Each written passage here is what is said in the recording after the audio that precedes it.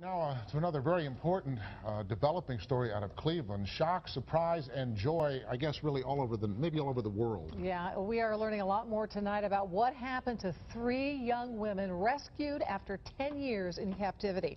These three brothers are behind bars tonight in connection with the abductions. One of them, Ariel Castro, owned the home. The women, Amanda Berry, Gina DeJesus, and Michelle Knight, were all kidnapped separately in 2002, 03, and 04. They were held captive inside the home, police say, for years until late yesterday when Berry escaped and got help from neighbors. Our Chauncey Glover is live in Cleveland tonight. And Chauncey, you spoke with one of the men who helped in that rescue. I did, Ruth. Angel Cordero is being called a hero here in this community. He was at a separate home across the street when he heard Amanda Berry screaming for help. But little did he know he was about to help solve a 10-year mystery. Hey, I need help, I need help, I need help. Me crossing the street. When Angel Cordero heard Amanda Berry frantically screaming for help, he jumped to action. Me go by the door, me told him, what happened? He said, I kidnapped you by 10 years. He starts kicking the door.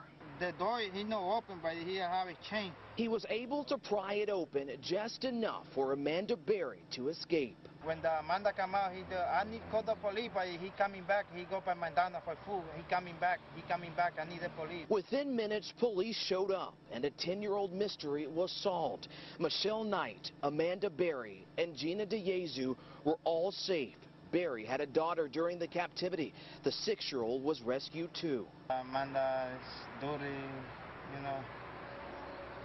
The daughter no have a clothes, you know.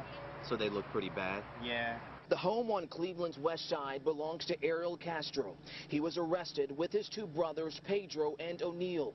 Cordero is now one of the main witnesses in the investigation. He says FBI agents gave him a glimpse of what these women endured for 10 years. He says they were raped and beaten, chained to a bed. The basement was soundproof, so no one ever heard the girls screaming for help until Monday night. I would say it's safe to call Angel a real angel.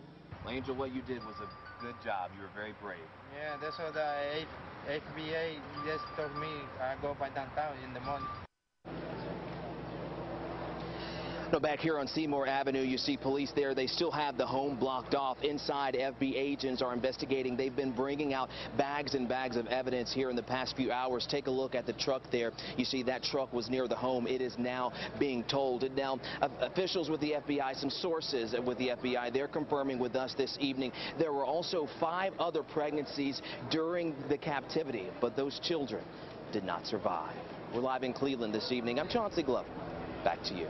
Remarkable. Chauncey, what do you know about where the women are this evening?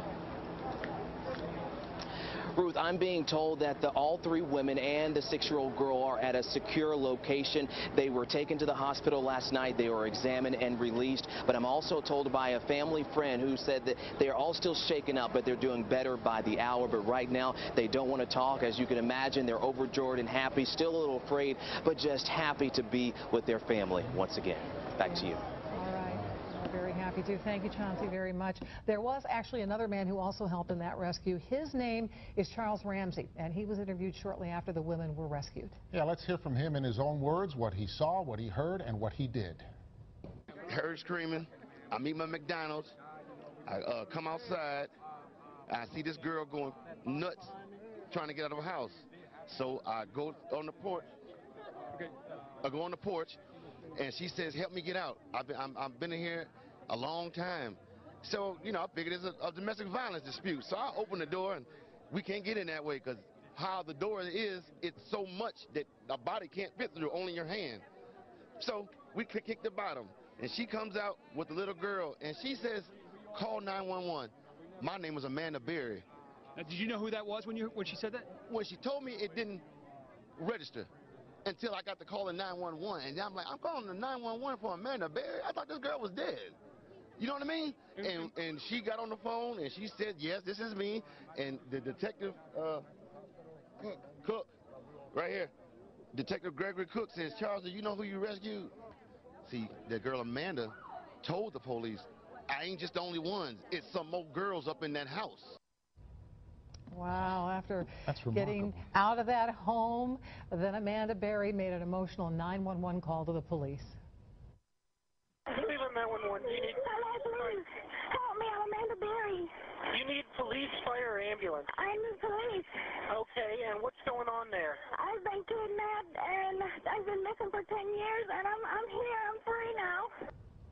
Boy, you can hear the relief in her voice. I know. Just remarkable. Certainly so many questions yet to be answered in this story. Amanda Berry, certainly a hero for her actions, finally ending what has been a decade-long ordeal for her and 2 other women. And again, 3 brothers are in custody, and the FBI is still in the home collecting evidence. What he did. Que digas exactamente lo que tú hiciste.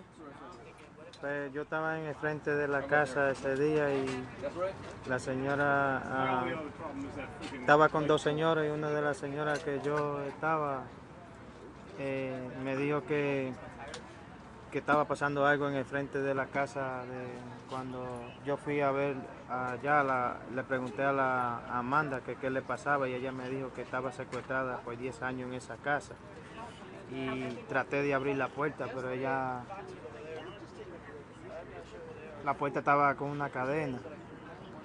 I was sitting on the porch of my neighbor Altagracia Tejeda with another woman named Aurora, and Altagracia had told me that there was something going on in the house in the front, and we went to go see, and all we heard was screaming, and we saw a hand outside the house that was moving up and down.